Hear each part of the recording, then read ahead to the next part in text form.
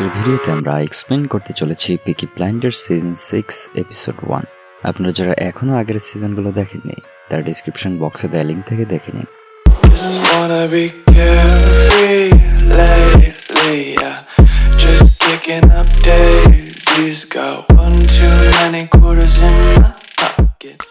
আগের সিজনে আমরা দেখেছিলাম টমি কিভাবে মজলিকে খুন করার প্ল্যান করে, কিন্তু সে খুব বাজেভাবে ব্যর্থ হয়। মজলি আগেই জেনে গিয়েছিল যে কেউ তাকে খুন করার প্ল্যান করেছে, কিন্তু টমি কিছুতেই বুঝতে পারছিল না কে তার এই গোপন প্ল্যান মজলিকে আগেই জানিয়ে দিয়েছে। এই কারণে টমি হতাশায় ভেঙে পড়ে এবং সুইসাইড করার জন্য বেরিয়ে যায়। সিজন 5 এখানেই সমাপ্ত হয়। সিজন 6 এর শুরুতেই দেখা যায় টমি নিজেকে শুট করতে বেরিয়ে যায় এবং সে গ্রেসকে হ্যালুসিনেট করে। এবার সে নিজের মাথায় বন্দুক ধরে এবং ট্রিগারে চাপ দেয়, কিন্তু সৌভাগ্যক্রমে বন্দুকে গুলি ছিল না, তাই টমি বেঁচে যায় এবং নিচে পড়ে যায়। নয়তো সিজন 6 এখানেই শেষ হয়ে যেত। এমন সময় সেখানে লিজি আসে আর বলে আর্থার আগেই বন্দুকের গুলি বের করে রেখেছিল, কারণ আর্থার জানতে তুমি অবশ্যই সুইসাইড করার ট্রাই করবে, কিন্তু তোমার প্রতি আমার বিশ্বাস ছিল তুমি এমনটা করবে না, কিন্তু তুমি ট্রিগারে চাপ দিয়েছ এবং আমি সেটা শুনেছি। তুমি নেহাতি কাপুরুষ না হলে তোমার পরিবার, বাচ্চা সবাইকে এভাবে রেখে চলে যেতে চাইতে না।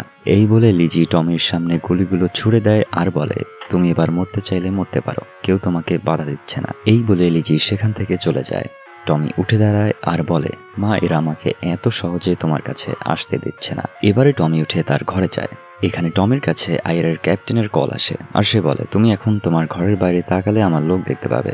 আমরা তোমার কিছু লোকেদের খুন করেছি কারণ তারা মজলিকে মারতে চেয়েছিল, কেননা আইআরএর জন্য মজলি খুব ইম্পর্টেন্ট পারসন। সে বলে তুমি তোমার লিমিট ক্রস করেছো আর এ কারণেই তোমার কিছু লোকদের আমাদের খুন করতে হয়েছে। সেখানে 3টা লাশ ছিল, প্রথমে বার্নি, এরপরে মিস্টার অ্যাবারামা গোল্ড এবং টমির আন্টি পলি। হ্যাঁ, টমির আন্টি পলিকেও খুন করা হয়েছে। এবারে আমরা পলির শেষকৃত্যের সিন দেখতে পাই। পলির ছেলে মাইকেল এখানে টমিকে খুন করার প্রমিস করে। মাইকেল মনে করে তার মায়ের মৃত্যুর জন্য একমাত্র টমি শেলবি দায়ী। এরপরে আমরা 4 বছর পরের কাহিনী দেখতে পাই। ডিসেম্বর 5, 1933। অবশেষে বিয়ার লিগ্যাল হয়ে গেছে আর এরা খুব অনায়াসে বিয়ারের ব্যবসা করতে পারছে। টমি এখানে লোকাল একটা বারে যায়, কিন্তু কিছু লোক তাকে বিরক্ত করতে থাকে। তারা টমিকে মদ খাওয়ার জন্য বলে, কিন্তু টমি তাদের বলে সে কোনো প্রকার অ্যালকোহল কনজিউম করে না, সে এসব বাদ দিয়েছে অনেক আগে। টমি তাদেরকে তার একটা কার্ড দেয়, কিন্তু তারা কার্ডটা পুড়িয়ে ফেলে আর তারা বলে যদি বাঁচতে চাও তাহলে তোমাকে মদ অবশ্যই খেতে হবে। কেয়ার করা টমি এবার সবাইকে উচিত শিক্ষা দেয়। এবারে সেখানে এক মেয়ে আসে আর টমিকে উপরে মিটিং রুমে নিয়ে যায়। মিটিং শুরু হয়ে যায়। আমরা এখানে মাইকেলকেও দেখতে পাই। ফাইনালি 4 বছর পরে টমি আর মাইকেল মুখোমুখি হয়। টমি তাদেরকে বলে ফাইনালি হুইস্কি লিগ্যাল হয়ে গেছে, এবারে তোমরা বড় পরিসরে হুইস্কি ব্যবসা শুরু করতে পারো। এর জন্য তারা নৌকা ব্যবহার করবে। বাই এনি চান্স তাদের এই ব্যবসা যদি না চলে, তার অল্টারনেটিভ হিসেবে আফিম তো রয়েছেই, তারা সেটাকে তখন আরো বড় করবে। ফাইনালি টমির কথায় তারা বিশ্বাস করতে শুরু করে, কিন্তু টমির কথা হলো সে জ্যাক নেলসনের সাথে এই ব্যবসা করবে। তারা বলে আমরা এখানেই সব, জ্যাক নেলসন এখানে কিছুই না। কিন্তু টমি আগেই এদের সবার হুলিয়া বের করে নিয়েছে, সে সবার ব্যাপারেই সব জানে। তার সামনে চাপাবাজি করে কোনো লাভই হচ্ছে না। তো টমি বলে যদি ব্যবসা করি তাহলে জ্যাক নেলসনের সাথেই করবো, নয়তো করবোই না। এবারে তারা যখন জানতে পারে টমি সকল প্রকার অ্যালকোহলই বাদ দিয়ে দিয়েছে, তারা টমিকে নিয়ে বেশ মজা করতে থাকে। টমিকে তাদের একজন 1 গ্লাস মদ অফার করে আর বলে এটা খেয়ে নাও, নয়তো এখান থেকে তুমি যেতে পারবে না। টমি এতে বেশ বিরক্ত হয় আর তাদের এমন কথা বলে যাতে তারা সবাই একেবারে ঠান্ডা হয়ে যায়। টমি বলে তোমাদের মধ্যে এমন একজন আছে যে হচ্ছে বিশ্বাসঘাতক আর সে সকল ইনফরমেশন পুলিশকে পাচার করছে। এই কথা শুনেই সবাই বেশ ভড়কে যায় আর টমি বেশ সহজে সেখান থেকে চলে যায়। টমি এবারে নিচে সেই লোকগুলোর কাছে যায় যারা প্রথমে টমির সাথে ঝামেলা করেছিল। টমি এবার আবারও তাদেরকে তার কার্ড দেয় আর বলে এবার এটা ভুলেও পুড়িও না। সে তাদের কিছু টাকা দেয় আর সেখান থেকে সে চলে যায়। টমি যখন মিটিং থেকে বের হয়েছিল তখন মাইকেলকে সে একটা ড্রাগ ভর্তি ব্যাগ দিয়েছিল। এবার আমরা দেখতে পাই টমি পুলিশকে ফোন করে এবং মাইকেলের লোকেশন জানিয়ে দেয় আর তাদেরকে বলে তার কাছে ড্রাগ ভর্তি একটি ব্যাগ আছে। তো টমি একটু আগে যে বলেছিল তাদের ভিতরে একজন বিশ্বাসঘাতক বা স্পাই আছে, সে আর কেউ নয়, সে হচ্ছে টমি নিজে।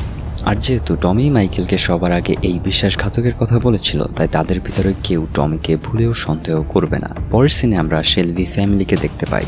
আজ ছিল ক্রিসমাসের দিন। এখানে লিজি, অ্যাডা আর বাচ্চা কাচ্চারা ছিল। আজকের দিনেও টমি বাড়িতে নেই। তারা দুজনে এটা নিয়ে বেশ রাগ করেছিল। টমির বড় ভাই আর্থারের কাজ ছিল স্যান্টা ক্লজ সাজার, কিন্তু সে এরই মধ্যে নেশায় বুঁদ হয়ে গেছে।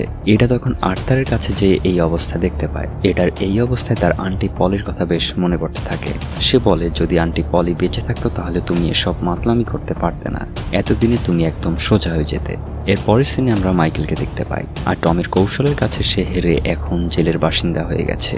মাইকেলের ওয়াইফ জিনা তার সাথে দেখা করতে আসে, আর সে মাইকেলকে তিরস্কার করে বলে, দেখো তুমি টমির সাথে ব্যবসা শুরু না করতে করতেই জেলখানায় বন্দী। মাইকেল বলে, টমি আমাকে আগেই সাবধান করেছিল যে আমাদের ভিতরে একজন স্পাই আছে, তবে হ্যাঁ, কেউ এখনো টের পায়নি যে এসবের পিছনে রয়েছে একমাত্র টমির হাত। জিনা বলে, তুমি এবার থেকে টমির সাথে কোনো ব্যবসাই করবে না, না কোনো মিটিং। কিন্তু মাইকেল বলে, আমার প্ল্যানটা আসলে অন্যরকম। মাইকেল চায় টমিকে খুন করে তার মায়ের হত্যার প্রতিশোধ নিতে, আর টমির সাথে ব্যবসা করলে তাকে মারা অনেকটাই সহজ হয়ে যাবে। মাইকেল এবারে জিনাকে বলে, তুমি তোমার আঙ্কেল জ্যাক নেলসনকে বলে আমাকে এখান থেকে বের করার ব্যবস্থা করো। হ্যাঁ, জ্যাক নেলসন হচ্ছে জিনার আঙ্কেল। অন্যদিকে আমরা দেখতে পাই যে অ্যাডার কাছে একটা কল আসে, যেটা ধরার পরেই তার মন বেশ খারাপ হয়ে যায়। এরপর অ্যাডা এক বারে যায় এবং সেখানে আর্থারকে নেশায় একদম মাতাল অবস্থায় দেখতে পায়। অ্যাডা এবারে আর্থারের বুকে তার নাম লিখে দেয় আর বলে, এ হচ্ছে আর্থার শেলবি।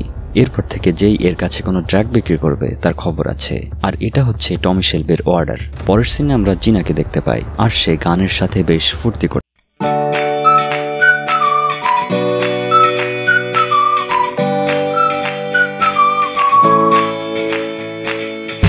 অথচ তার বিন্দুমাত্র চিন্তা নেই। এটা সহজেই বোঝা যাচ্ছে মাইকেলের ব্যাপারে সে আসলে একদমই কেয়ার করছে না, শুধুমাত্র মাইকেলই বউয়ের চামচা হয়ে বসে আছে।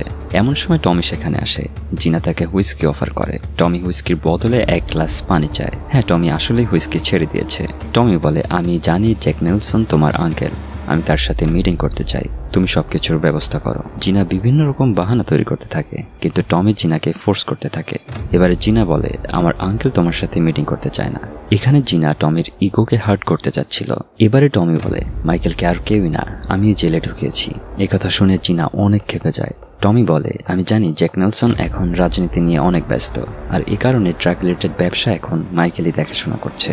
যদি তুমি চাও মাইকেল জেল থেকে বের হোক, তাহলে জ্যাক নেলসনের সাথে আমার মিটিং এর ব্যবস্থা করো। আর যদি জ্যাক নেলসন আমার সাথে মিটিং করতে না চায়, তাহলে যত ড্রাগ আছে সব আমি ইস্ট বোস্টনে ইহুদিদের কাছে পাঠিয়ে দেব, সলোমনের কাছে পাঠিয়ে দেবে। এসব কথা শুনে জিনা অনেক টেনশনে পড়ে যায়, আর মিটিং ফিক্স করা ছাড়া তার হাতে অন্য কোনো উপায় থাকে না। এবারে দেখা যায় লিজি টমিকে ফোন করে জানায় তাদের মেয়ে রুবির শরীর অনেক খারাপ। লিজি জানায় রুবি কিছু জিপসি ওয়ার্ড বলছে। লিজি আরও জানায় সে সবুজ চোখওয়ালা এক লোককে দেখছে। এই কথা শুনেই টমি অনেক চিন্তিত হয়ে পড়ে। তো টমি কি জন্য এই কথা শুনে এত অস্থির হয়ে পড়লো সেটা আমরা সামনের এপিসোডগুলোতেই জানতে পারবো। টমি বলে, তুমি রুবিকে জনি ডগের ওয়াইফের কাছে নিয়ে যাও, আর আমি যেমনটা বলছি ঠিক তেমনটাই করো। এরপরেই টমি মাইকেলের সাথে দেখা করতে চায়। টমি মাইকেলকে জানায়, এখন থেকে তোমার সকল বিজনেস আমি হ্যান্ডেল করছি। মাইকেল বলে, জ্যাক নেলসন আমাকে খুব শীঘ্রই এখান থেকে বের করে নিয়ে যাবে। এবারে টমি মাইকেলকে একটা চিঠি দেখায়, যেটা ছিল প্রেসিডেন্টের, আর সেখানে লেখা ছিল, মাইকেলের এত দ্রুত বেইল মিলছে না, মামলা একটু ঠান্ডা হবার আগে সে কোনোভাবে জেল থেকে বের হতে পারছে না, আর এই কারণে মাইকেলের যত ব্যবসা আছে সবই টমি দেখাশোনা করবে। একথা শুনে মাইকেল অনেক রেগে যায়। টমি সেখান থেকে যাবার আগে বলে, জ্যাক নেলসন তার এক্সপোর্ট লাইসেন্স করানোর জন্য ইংল্যান্ড যাচ্ছে, আর তার সাথে 5 জন লোক যাচ্ছে, যাদের মধ্যে একজন হচ্ছে জিনা। মাইকেলের ওয়াইফ জিনাও তার সাথে ইংল্যান্ড যাচ্ছে। একথা শুনেই টমি মাইকেলকে গালি দিতে শুরু করে, আর টমি সেখান থেকে চলে যায়। আর এরই সাথে প্রথম এপিসোডের এখানেই সমাপ্তি। তো দেখা হচ্ছে পরের এপিসোডে। আপনারা যারা এখনো আমাদের চ্যানেলটি সাবস্ক্রাইব করেননি তারা সাবস্ক্রাইব করে রাখতে পারেন, যাতে পরের এপিসোডগুলো আপলোড করার সাথে সাথেই আপনি দেখতে পারেন।